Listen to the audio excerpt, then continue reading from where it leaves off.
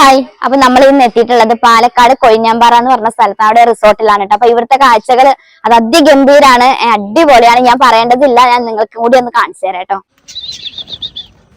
അങ്ങനെ നമ്മളിത് ഹൈഡേസ് റിസോർട്ടിൽ എത്തിയിട്ടുണ്ട്. അവിടെ എത്തിയ സമയം അവർ നമുക്ക് ഉച്ചയ്ക്കുള്ള ലഞ്ചൊക്കെ റെഡിയാക്കിയിട്ടുണ്ടായിരുന്നു. അതൊക്കെ കഴിച്ചിട്ട് പിന്നെ അവർ തന്നെ ട്രാവലർ ഉണ്ട് കേട്ടോ. അവിടെ നമുക്ക് യാത്ര ചെയ്യണമെങ്കിൽ അതിൽ ഒന്ന് പുറത്ത് പോയിട്ടുണ്ടായിരുന്നു.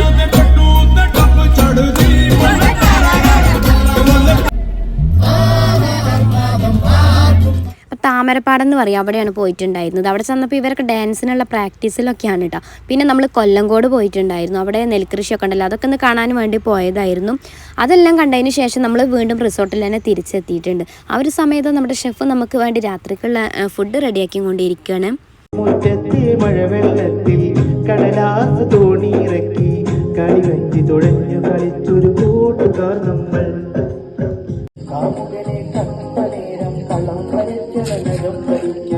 കണ്ണോണ്ടും പറയുന്നതെന്താണ് കള്ളമാനെ കിന്നാരം പറയുന്നതെന്താണ്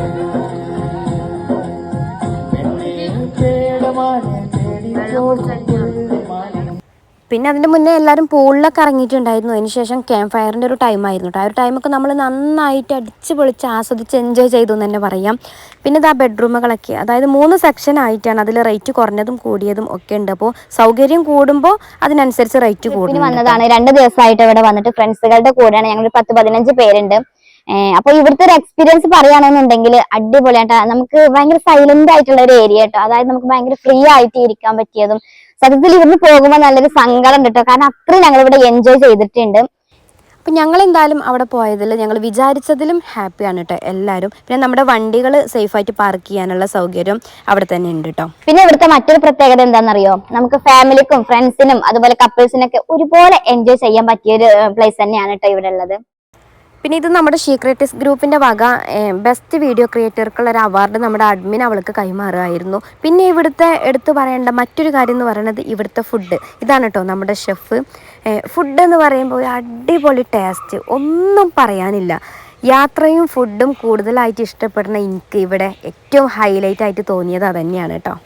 അപ്പോൾ നിങ്ങൾക്ക് ഇവരെ കോൺടാക്റ്റ് ചെയ്യാനുള്ള കോൺടാക്ട് നമ്പർ, ഇവരുടെ എല്ലാ ഡീറ്റെയിൽസും ഫുൾ ഡീറ്റെയിൽസ് ഞാൻ ഇതിൻ്റെ കമൻറ്റ് ബോക്സിൽ പിൻ ചെയ്ത് കൊടുക്കുക. അപ്പോൾ എല്ലാവരും ഒന്ന് കയറി ചെക്ക് ചെയ്യുക കേട്ടോ.